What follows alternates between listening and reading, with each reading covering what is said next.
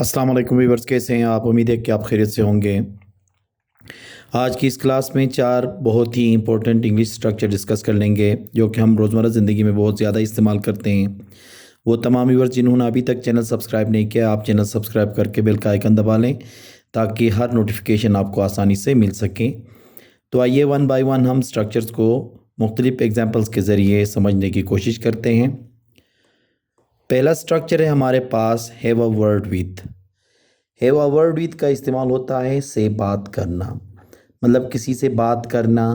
जैसे कि हम कहते हैं कि बात करने के लिए टॉक का इस्तेमाल करते हैं, लेकिन उसकी जगह में हम हैव अ वर्ड विथ का इस्तेमाल कर सकते हैं।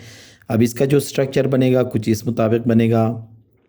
सबसे पहले सब्जेक्ट, फिर उसके बाद have has, a word with, फिर उसके बाद समवन जिससे बात की जाती है। जैसे कि क्या मैं आपसे बात कर सकता हूँ? क्या मैं आपसे बात कर सकता हूँ? Can I have a word with you? Can I have a word with you? अब इसको अगर हम सिंपल करके करें तो क्या होगा? Can I talk to you? अब टॉक टू यू की जगह में हम क्या इस्तेमाल कर सकते हैं? हैव अ वर्ड विथ, क्योंकि इससे लैंग्वेज के अंदर खूबसूरती पैदा होती है। वो अपने उस्ताद से बात करना चाहता है। वो अपने उस्ताद से बात करना चाहता है। He wants to have a word with his teacher. He wants to have a word with his teacher. मुझे अपने टीम से बात करने दो। मुझे अपनी टीम से बात करने दो। Let me have a word with my team. Let me have a word with my team. कल मैं अहमद से बात करूँगा। कल मैं अहमद से बात करूँगा। I will have a word with Ahmad tomorrow. I will have a word with Ahmad tomorrow. तो हैव अ वर्ड क्यों इस्तेमाल करते हैं हम?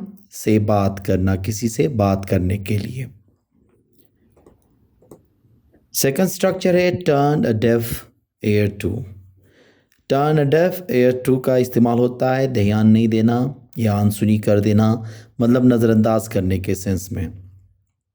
इसका जो स्ट्रक्चर बनेगा, सब्जेक्ट फिर उसके बाद turn a deaf ear to, फिर अदर वर्ड्स। अब ये जो टर्न है वो टेंस के हिसाब से क्या होगा? वो चेंज होगा। ये आईएनजी भी हो सकता है, ये सेकंड फॉर्म में भी जा सकता है, ठीक है। अगर परफेक्ट में इस्तेमाल हुआ तो ये थर्ड फॉर्म भी बन सकता है।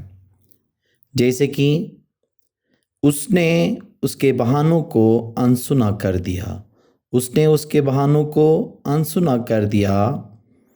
He turned a deaf ear to his excuses.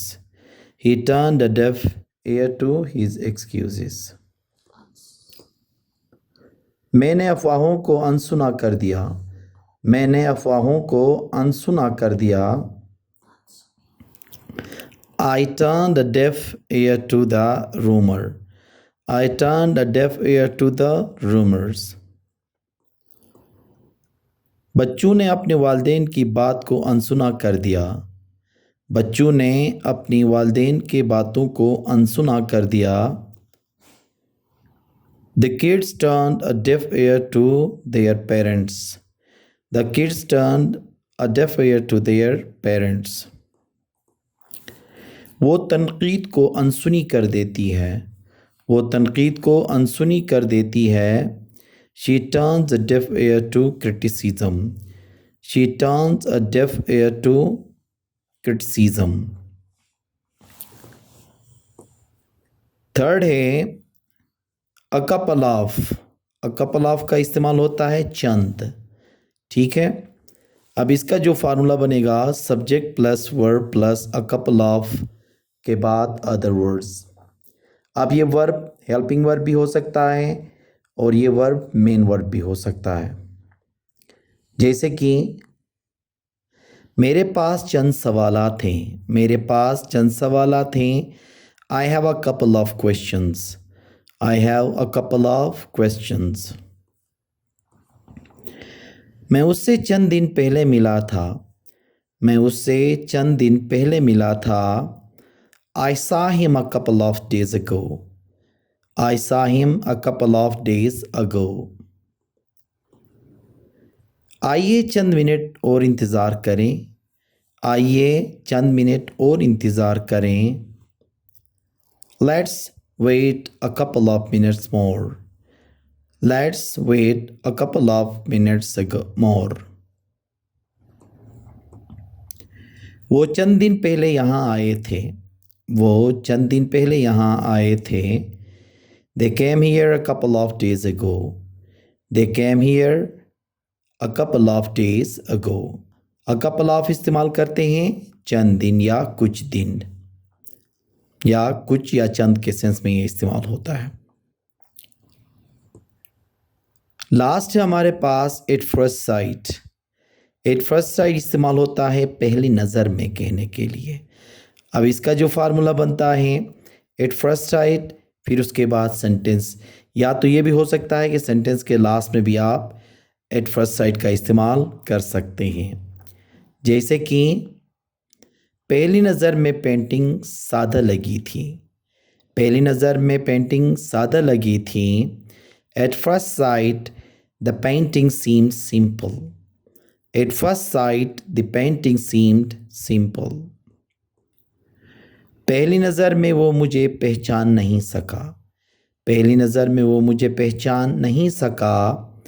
Eight first sight he could not recognise मी।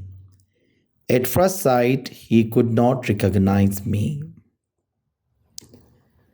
वो पहली नज़र में मोहब्बत में पड़ गया, वो पहली नज़र में मोहब्बत में पड़ गया।